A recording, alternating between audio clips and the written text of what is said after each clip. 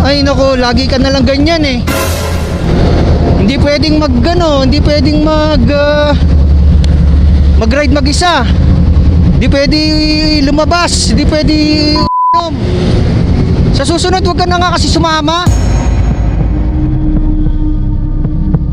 Lagi ka na lang ganyan eh. Ang sabi mo? Yan yung sabi ni paring Randy dun sa misis niya. Ah, okay. Oo. Tapang, no? Oo, Tapang ba? oo nga sabi ko nga dapat di mo sinagot ng ganon, di mo sinabi yun. Ayun, napatulog tuloy siya sa Oo. labas.